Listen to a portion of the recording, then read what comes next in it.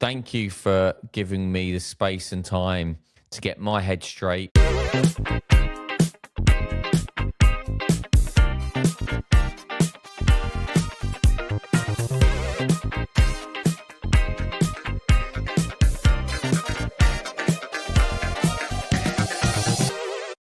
Well, you weren't expecting to see me today, were you? Welcome back to the Groove Junction. My name's DJ Matty F, and I am back to talk all things Las Vegas and what I got up to out there at the Mobile Entertainment's exhibition.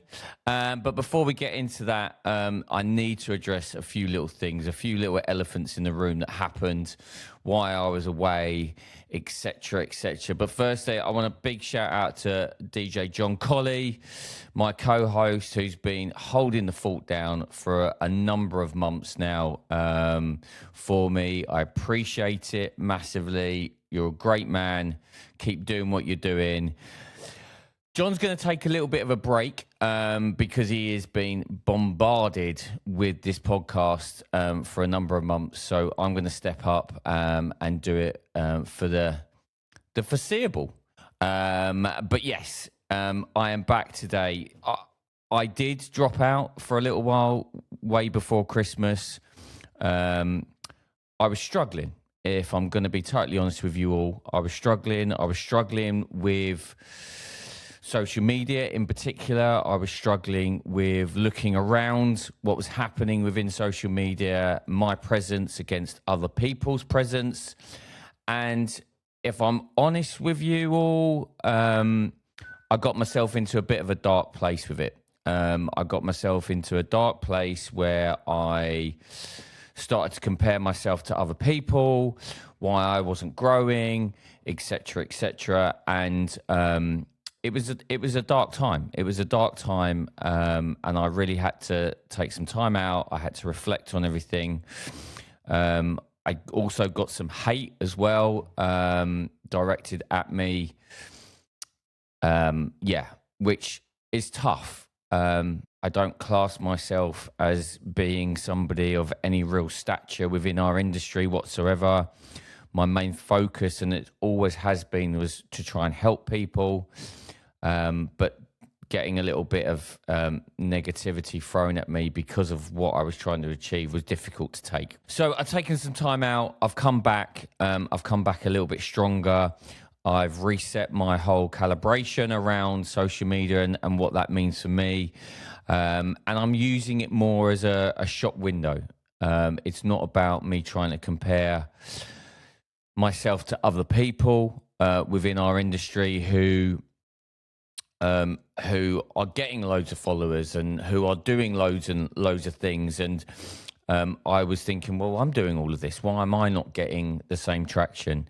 I've sort of left all of that behind now. That part of me is closed off, and it's more about I'm using social media as a shop window. But yeah, I want to thank everybody who reached out to me once I did eventually turn Instagram back on. In particular, I got a huge amount of messages of support. So thank you. First and foremost, I'd like to thank you all for doing that. It meant a lot to turn that back on this year and see all those messages. So yeah, it was really mind-blowing to see that response. So that took a lot of the negativity away from me personally, to see all that positivity coming back towards me. So thank you. But yeah, so that's the reason why I stepped away. I'm back. I'm focused. And part of that focus was me popping out to Las Vegas, which I'm going to talk in a bit more detail because there was a number of things that I took away from going out there and listening to a number of keynote speakers, which was, I took a lot away from, because I think it's beneficial for my side of my business and me as a DJ.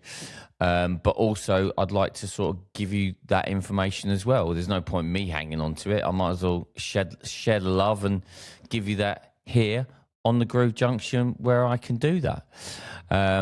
But I'd like to thank all of our sponsors. and our supporters, both Pro Mobile Magazine and also Wolf Mix, for once again showing the support and showing the love for the Groove Junction. So let's get into it, and I'm going to give you a bit of a breakdown of what happened in Las Vegas.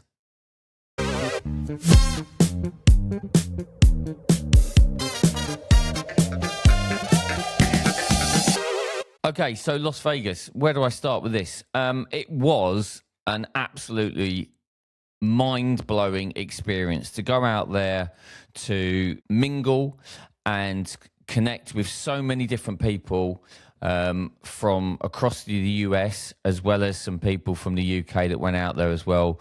But I firstly want a big shout out to Pete and Steve from Pro Mobile, who really were the ones that said, look, you need to come out to this and get a taste for what it's all about. So they gave me the drive and push to get it booked and for me to get out there. And I loved every minute of it.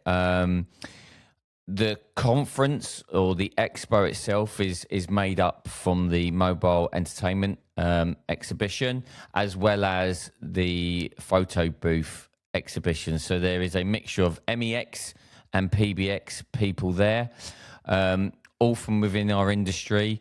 There was a trade show also that was going on. There was seminars that took place, and I've got a lovely big glossy magazine here with everything that was going on during the 4 days that the actual event was on. So yeah, there was lots of stuff to do, lots of stuff to get into, lots of people to talk to, and to be honest, that's part of the networking side of things. That was always been a nice drive for me, is to meet other people, find out how they do it, how they operate, which is always good to hear and see.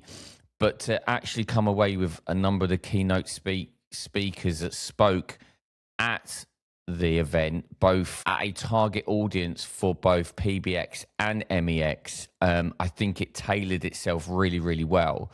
And I got a lot from that, which I'm going to break down and go through a number of the key bits and pieces that I took from that.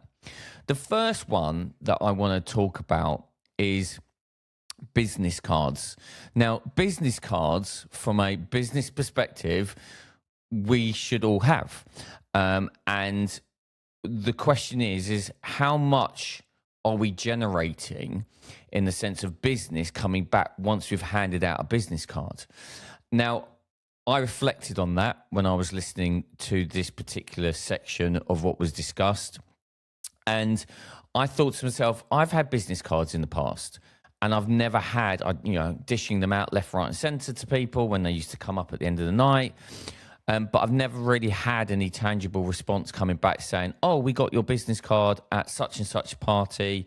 So we're just giving you a call or reaching out to you to see whether or not you're available for our event.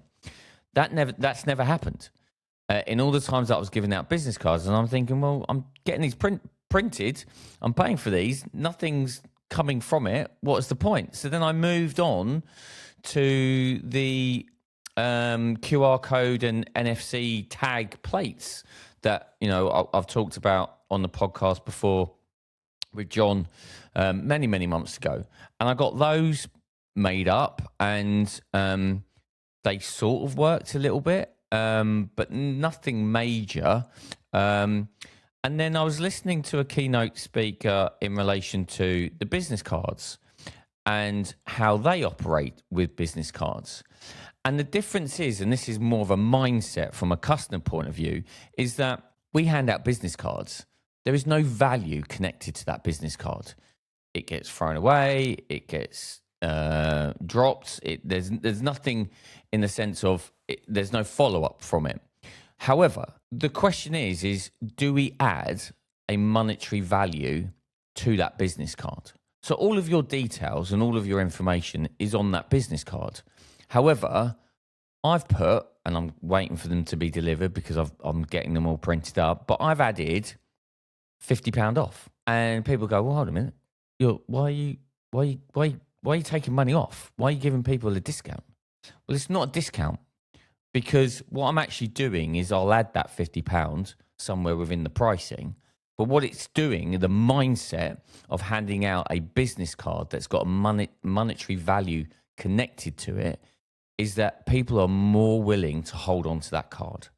They're more willing to hold on to it because there is money value to that they can potentially use. It's ultimately like a gift card. So I'm getting a load of these made up, and on future podcasts, I will show you them, or look at my Instagram and I'll show you those as well. But yes, it resonated with me when I was listening to this keynote speaker in relation to the business card, because yeah, I get it. If I'm giving you something and it's got monetary value to it, I'm going to keep it in my pocket. I'm going to use that. I'm going to go, yeah, I can get £50 off my next booking with this person. That's great. You're not actually taking money off, because you'll adjust your pricing accordingly in relation to that business card. But I thought that was a really quite a neat thing to do. And I thought, yeah, maybe that will generate a bit of push coming back by me handing out these gift cards / business cards that helps people, in their eyes, is helping them, and potentially that will come back. So hopefully when I start throwing these out, when people come up and ask, have you got a business card? I can go, yeah, I have. And because you've come tonight, here's a gift card.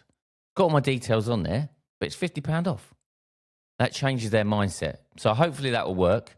Maybe something that you want to introduce in your side, or you might just go, do you know what? No, you're good, Matt. I'm happy with that. So that's the first little thing that I sort of wanted to throw in there, because I thought that grabbed me quite instantly in relation to that keynote speech. I just thought, yeah, I get it. That's a really good idea.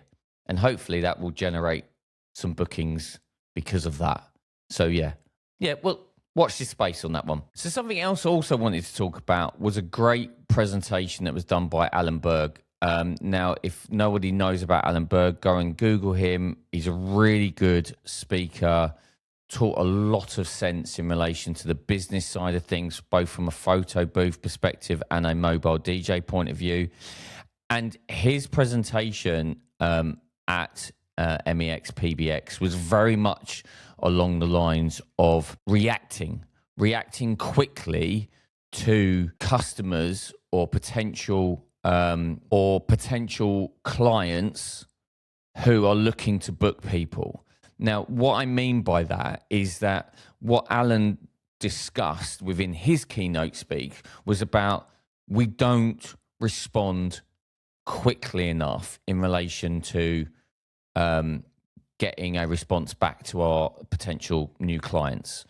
And what that boils down to is that we are looking at a new generation of people that are looking to book weddings, looking to book parties, that want that quick response. They're used to that by looking at social media, where they keep swiping and they're looking for something.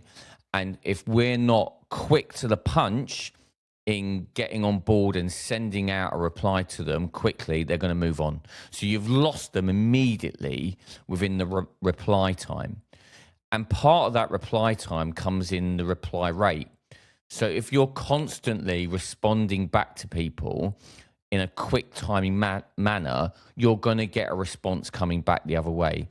If you dilly-dally, if you wait and you don't process that lead immediately from that point of view, you are going to lose people. They're going to drop away, and then the conversion rate of that initial inquiry coming in to you actually then going ahead and actually booking people is going to be really low. So it's about how quickly we need to respond to the new generation of people that are from that social media background, who are, Gen X or Gen Z, whatever they're called these days. I don't know the terminology, but no doubt you'll tell me in the comments. But it's more about getting in early, responding quickly, and getting that reply rate up, so you're then coming backwards and forwards in relation to their communication, because they haven't got time to stick around. They're not waiting around for you to come back to them. They've done their due diligence. They've found you, or found a number of DJs, and if you're not quick to respond back to them, they're going to move on.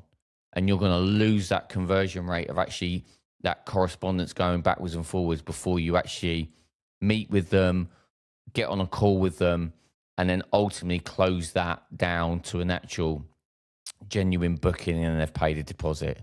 So it's all about actually responding really, really quickly to those inquiries coming in. So speed and clarity is really key in getting the responses that you want and getting those clients booked in.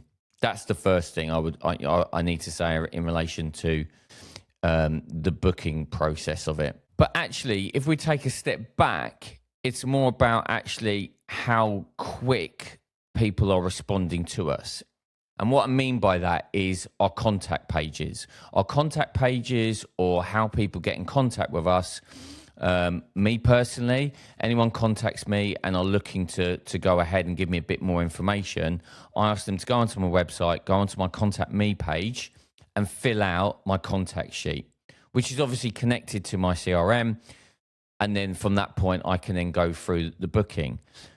We went through this and he discussed actually once again that these new clients that are coming to us now from that period of Gen X, Gen Z, ZJ, whatever they're called, they are wanting to do and fill out a contact form very, very quickly. And if you've got more than 4 or 5 boxes to fill in, they are not going to fill them in because they haven't got the time, they haven't got the patience to fill it out. So you need to really think about really condensing down your whole contacts page and just give them the quick bare minimum that you need for you then to respond back in a quickly time to start those conversations.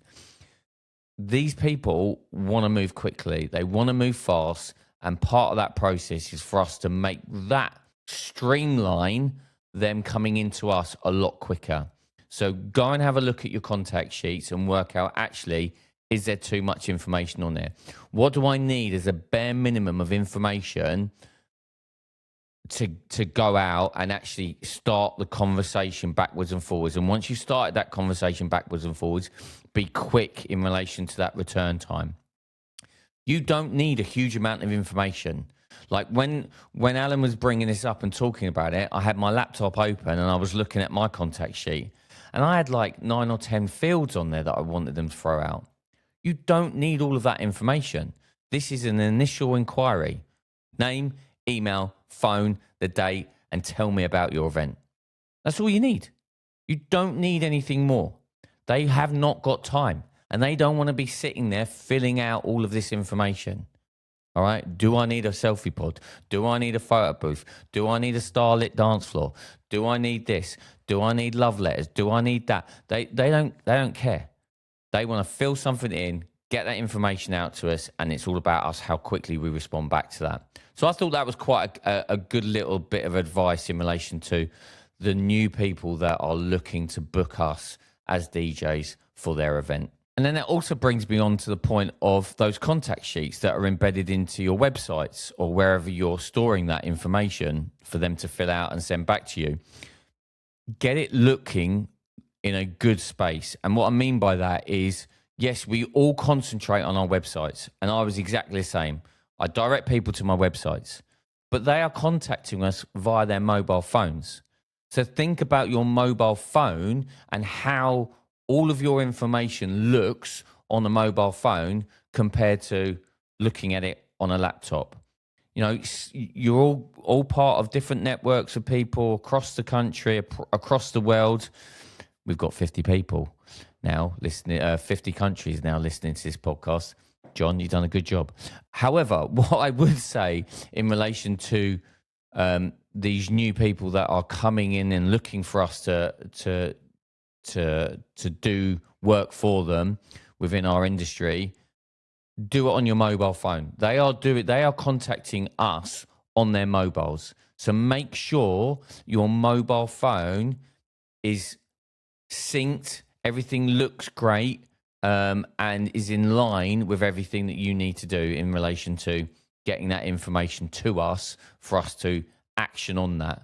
So yeah, I always started with my website. I looked at my website, and once my website was done, I sort of tweaked the mobile side of things a little bit, but never really gave it that much thought or credibility. But now, actually, we need to flip it around the other way. They are looking on their mobile phones before they actually open up a computer and do it on there. So think about your mobile phones and how all of your websites and all of your social media looks from that perspective, because I think that will help then make the process a little bit easier for potential new clients and customers to fill out, and then that comes straight into us that way. In relation to those responses, once they've contacted you, we need to be writing better messages. Write better messages that are emotional to the connections in relation to that person, of what they're looking. They've put on there, this event is this. Then try and make a connection with them that focuses around that experience, and use you language. Don't use, I can do this for you, we can do that for you. Use you language, all right? Paint that picture of a successful party, a wedding, etc., and keep that conversation, to the point.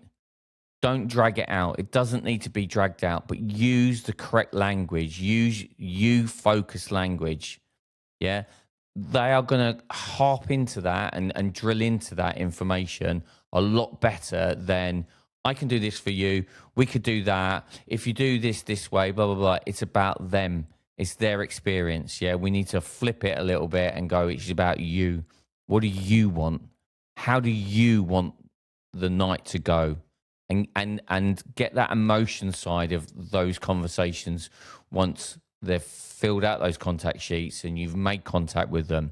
Focus on the you element. So we've done all of this work and we've sped up the process really, really quickly. The reaction time, the response time. But actually, once you've got them on the hook as such, don't pressurize them in relation to making Zoom calls or Teams calls or Google Calendar Meet calls, whatever it may be that you're reaching out to people and having those client consultations.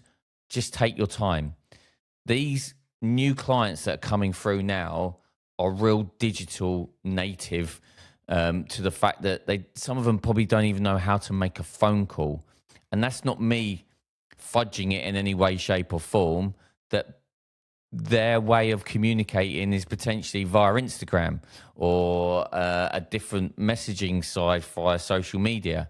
They're not used to making or picking up or actually dialing the phone or making a phone call. Once we've got them on the hook and you've responded really, really quickly and we've got to that point, just take your time. Don't pressurize in relation to Zoom calls for these new people.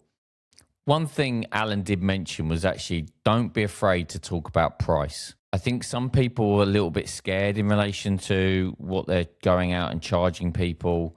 And, once they want to do a slow burn into it, they want the answers.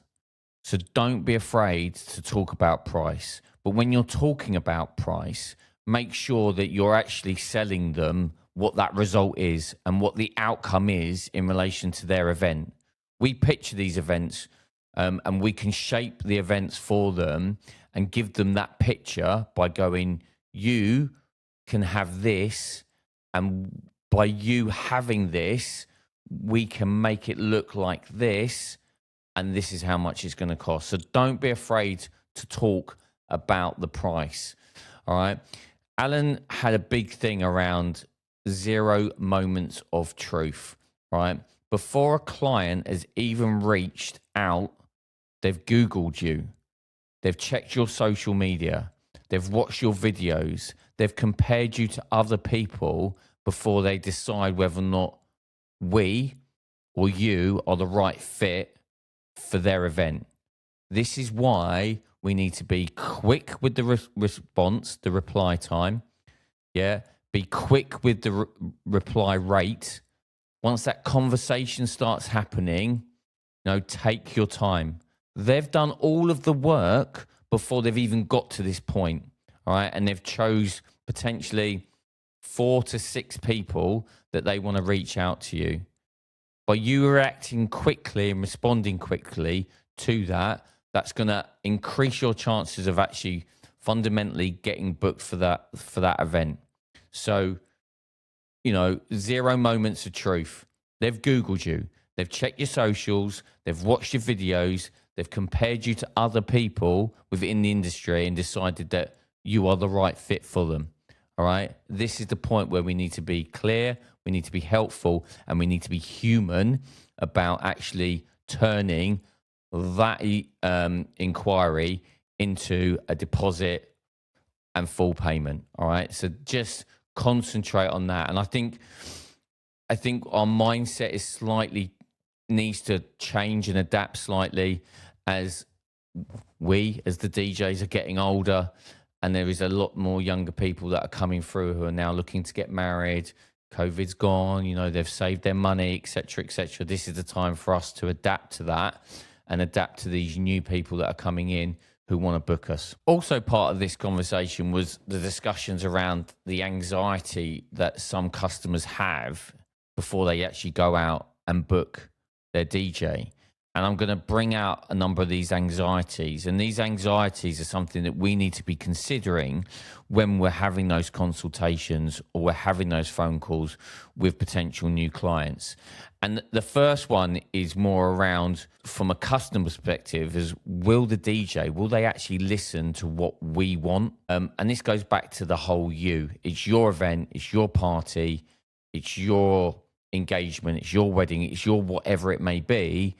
And they are really worried and concerned whether or not we will actually listen to what they want. That'd be the first one.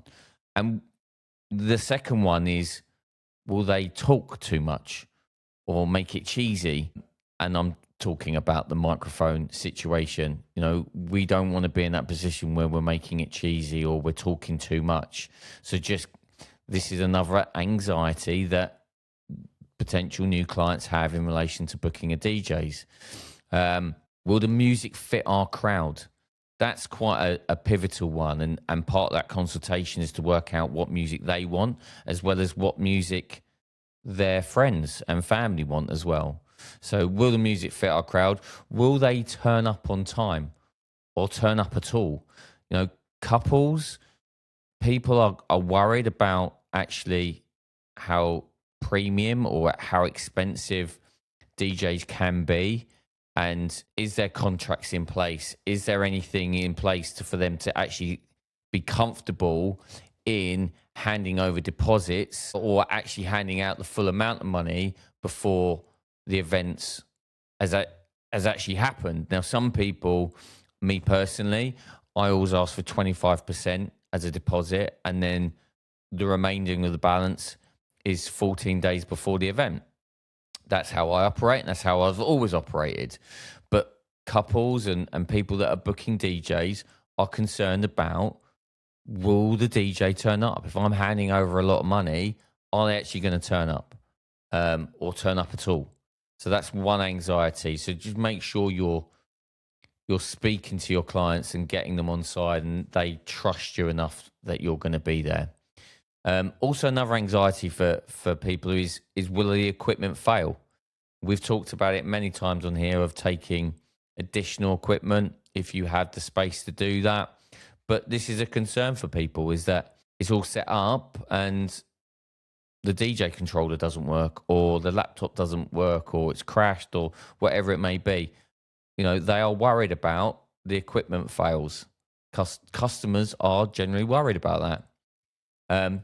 Will they be professional with our guests? We talk about professionalism a lot. We've done it previously on this podcast. We talked about professionalism. We're in this industry. Yes, some of us are doing it as a hobby, but we're getting paid to do it. We've all got to act professional within this industry.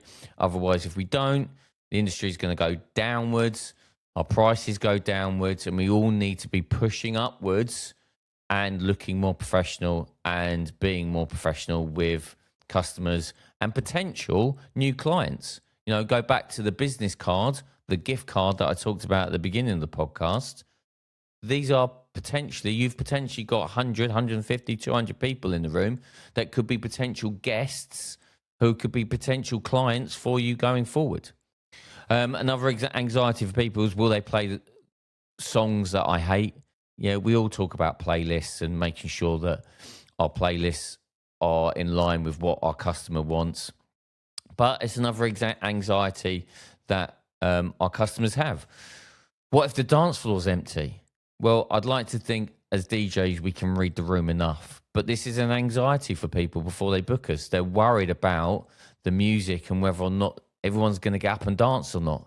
And I think from a professionalism side of things, we can read the room. We know when to play, what's needed to play to get people up on the dance floor. But it's an anxiety that we need to make sure we're saying to customers, look, don't worry about it. I've done this a lot of times. We will get people up and dancing.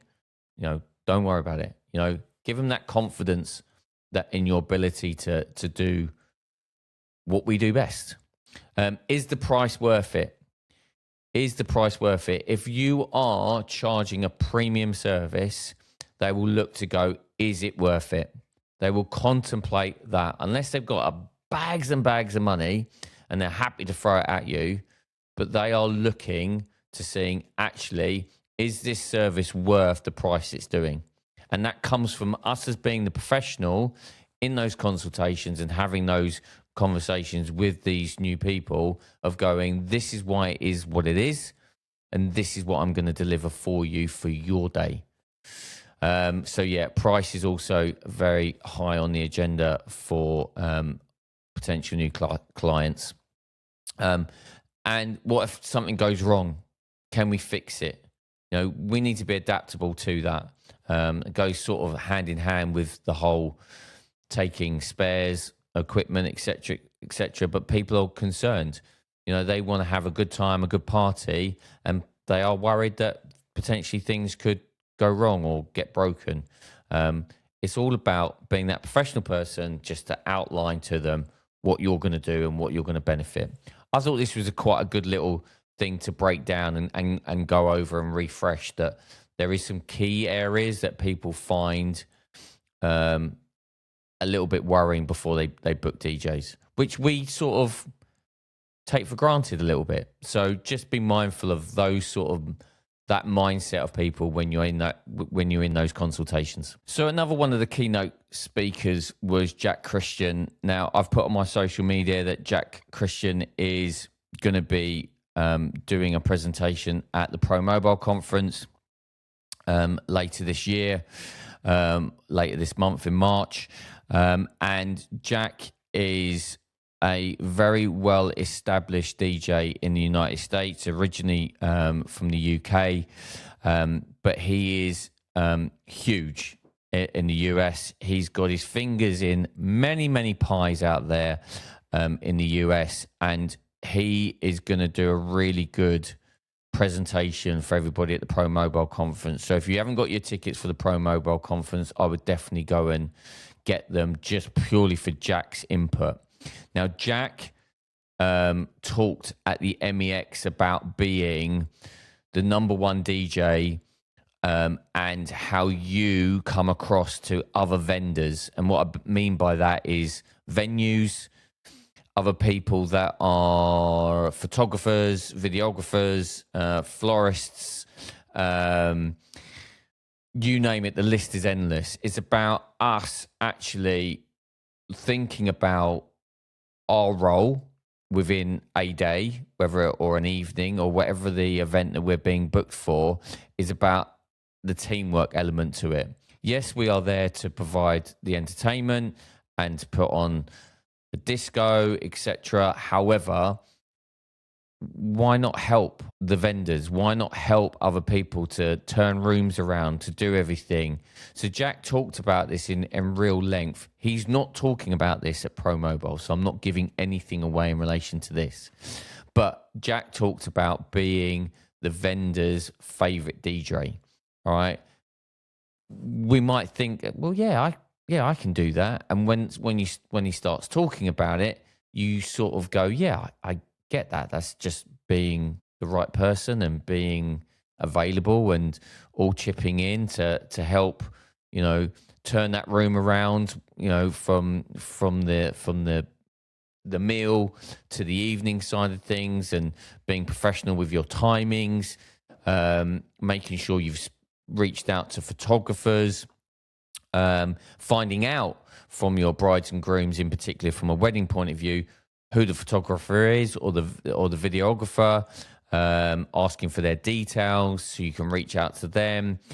Photographers and videographers may have a set way they want to do things, and you just need to work as a team in relation to try and deliver what they need as well as what we need. Yeah, it's a team effort at the end of the day, and we're trying to put on a big event. We're all getting paid to deliver the same outcome of a good event, so we need to be all working together, and that goes with the venue that you're working within. If there is a party planner or a wedding planner that's involved as well, pick up the phone, reach out, have those conversations. So Jack went into a lot of detail around actually being the number one DJ for the vendors that you work with. And these are all little bits and pieces that actually change people's mindsets about us as a DJ. If you're just standing in the corner, just set up, and you're just sitting on the sub, waiting for it all to happen, and you can see people are darting around and doing stuff, offer to lend a hand. It takes no time at all to help. You want me to? Do you want that table moving over? Yeah, I'll help you with that. Do it. These are all simple little bits and pieces that are going to go a long way in securing further work with people, and being collaborative in relation to future jobs. That collaboration also brings me on to any product you're delivering from a social media point of view about that event that you're working on. Don't forget to tag all of those people in: the photographer, the venue, the wedding planner, the whoever it may be. Just tag everybody in. Tag everybody in, because they'll remember that. And the fact that you've tagged them in, it just leaves a nice little thought in their mind that actually, that DJ was really good to work with. I enjoyed them. And then next time you see them, you then talk about that previous time, and they'll remember that you tagged them in. It just makes the whole process work a little bit better, and it looks a lot more professional, and it just reinforces actually what we are about and what we do as DJs. Just be that vendor's number one person. Okay, so there's a little bit of information that I've passed across to you in relation to some of the stuff that was discussed at the MEX and PBS out in Las Vegas, as well as the seminars going on. The trade floor was open, and there was both the mobile entertainment stuff as well as the photo booth expo stuff as well. That went on for 2.5 days.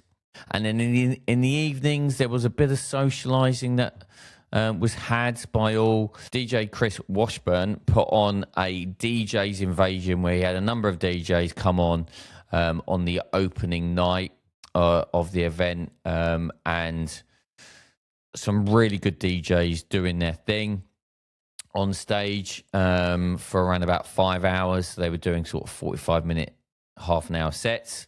And then also on the last night, there was a closing party as well. That was another good night where we had more DJs, different DJs on stage doing their thing. Some wordplay stuff and mixing and stuff. Yeah, it was really good, and it was a nice, really nice environment to be involved in. There was DJs who were also playing during when the trade show was on as well.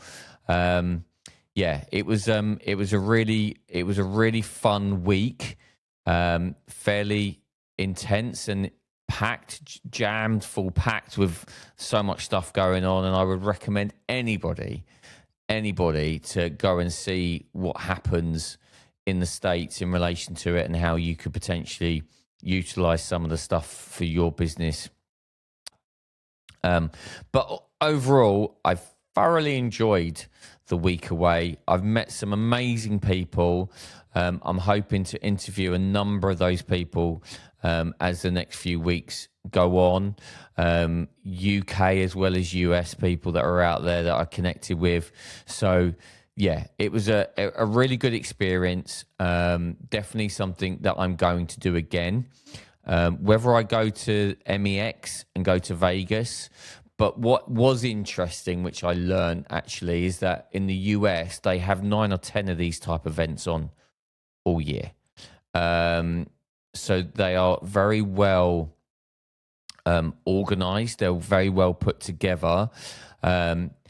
Everyone is on the same page quite clearly from an educational point, and even working collaboratively with other DJs in the sense of there's none of this gatekeeping stuff going on. And it actually, whilst I talk about that a little bit, is that there was certain areas within the US that when actually, guys, we need to put our prices up. So then we'd all get into group conversations and group chats on a large scale. I'm not talking amongst 2, 3, 4 people, but on a large scale going, right, this region, we are now going to up our prices because we need to be competitive and we need to raise our prices. And everyone did it. Everyone raised their prices, so everyone is on the same page. I thought that was quite an interesting thing because that does not happen here in the UK one little bit. So to hear that, I thought actually that's a good thing, that they're all working together, they're all picking up the phone, they're all communicating with each other and going, actually, we need to up the prices. And they're doing it, and they're doing it, and they're getting paid a huge amount more money in the US for doing gigs than what we are here in the UK. So I think we potentially need to start looking at that and going, we need to do the same. We need to be upping our prices, and let's get everybody in a particular county or a region of the UK to do the same. You know, up our demand. You know, we're pushing out premium products. We're pushing out some real good level of service to people, and we need to be shown that in appreciation with the price tag that we put on it. So yeah, so I wanted to add that in. But yeah, it was a great week away. It was a real eye opener, and I'm definitely going to try my hardest to get to some of the other events that DJs put on out there. From like an expo. I don't want to say an expo, but more of a community driven focus. So yeah, definitely worthwhile. Loved every minute of it. Yeah, so that's a little bit of a breakdown of what took place in Vegas for me a couple of weeks ago. If you've got any questions in relation to any of this was any help to anyone, you know, put it in the comments. Please comment about it. We will respond to your comments. You know, DM me, whatever it may be. It's always good to hear from you. Thank you for listening to the Groove Junction. Thank you for giving me the space and time to get my head straight. I'm back in the game. And I'm going to be back doing the podcast for the next few weeks anyway, at least. And let's take it a week let's take it a week at a time. But yeah, thanks for joining. I will see you same time, same place here next week on the Groove Junction.